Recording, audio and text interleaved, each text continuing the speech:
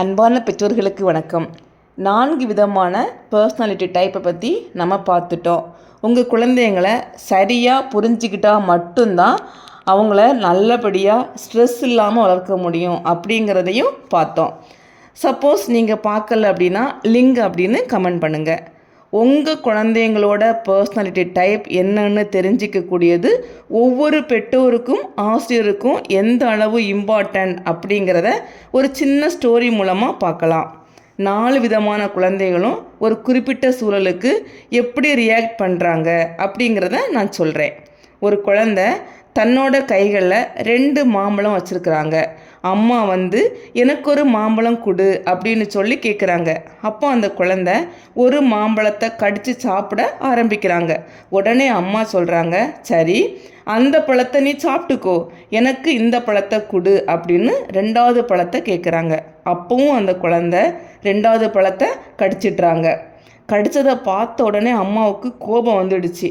உடனே அந்த குழந்தைய திட்டுறாங்க, அடிக்கிறாங்க. குழந்தையும் அழ ஆரம்பிக்கிறாங்க. கொஞ்ச நேரம் கழிஞ்சு சமாதானம் ஆன பிறகு அம்மா அந்த குழந்தைகிட்ட கேட்குறாங்க, ஏன் நீ 2வது பழத்தையும் கடிச்ச அப்படின்னு. அப்போ தான் அந்த குழந்தை என்ன ரிப்ளை பண்ணுறாங்க அப்படின்னா, 2 பழத்தில் எந்த பழம் ரொம்ப இனிப்பாக இருக்குது, டேஸ்ட்டாக இருக்குது அப்படின்னு பார்த்துட்டு அந்த பழத்தை உங்களுக்கு தரலாம் அப்படின்னு நினச்சி தான் கடித்தேன் அப்படின்னு ரிப்ளை பண்ணுறாங்க. இந்த ஒரு சூழலில் அந்த குழந்தை டாமினன்ட் பர்சனாலிட்டி இருக்கக்கூடிய குழந்தையாக இருந்தாங்க அப்படின்னா அதே இடத்துல தன்னோட அம்மா மேலே கோவப்பட்டிருப்பாங்க, மூர்க்கத்தனமாக ரியாக்ட் பண்ணியிருப்பாங்க.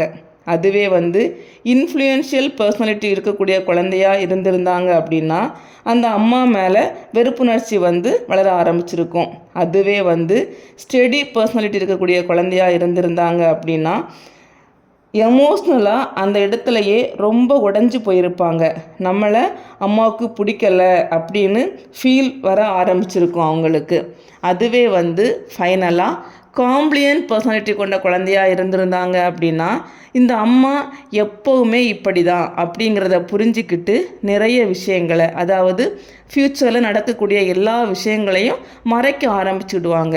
ஒரு பேரண்டாக நாம் அவசரப்படுறதுனால குழந்தைங்களுக்கு எந்த விதத்துலேயும் முன்னேற்றம் கிடைக்க போகிறதில்ல. அதுக்கு பதிலாக பாதிப்பை தான் நாம் உருவாக்குறோம். இப்போ பார்த்தீங்க அப்படின்னா உங்கள் குழந்தையோடைய பர்சனாலிட்டி டைப் நீங்கள் கிளியராக தெரிஞ்சிக்கிட்டால் மட்டும்தான் நீங்கள் அவங்கள சரியாக ஹேண்டில் பண்ண முடியும். அவங்களுக்கு ப்ரெஷர் கொடுக்காம அவங்க இயற்கையான திறன்களை அறிஞ்சு புரிஞ்சு அதற்கேற்ப வளர்க்க முடியும். பேரண்டிங் ரொம்ப சிம்பிள் ஆகிடும். பேரண்ட்ஸுக்கும் குழந்தைங்களுக்கும் இடையே கம்யூனிகேஷன் ரொம்ப இம்ப்ரூவ் ஆகும். குழந்தைங்க நம்பிக்கையோடு வளருவாங்க. ஃபைனலாக இந்த 4 விதமான பர்சனாலிட்டி டைப்பை பல கோணங்களில் தெளிவாக பார்த்துருக்கோம். அது உறவு மேம்பாட்டுக்கான ஒரு கருவி அப்படின்னு சொல்லலாம். குழந்தைங்களோட இயல்பை புரிஞ்சிக்கிட்டு அவங்க வளர்ச்சியை சமநிலைப்படுத்தக்கூடிய திறன் பெற்றோருக்கும் ஆசிரியருக்கும் இது கொடுக்குது. ஒவ்வொரு குழந்தையும் தனித்துவமானவங்க தான். அவங்கள புரிஞ்சிக்கிறது தான் பெற்றோருக்கான முதல் படி அப்படின்னு சொல்லலாம். இதனால் உங்கள் குழந்தைய புரிஞ்சிக்கணும் அப்படின்னா ஸ்திரா பிரெயின் அகாடமிக்கு வாங்க.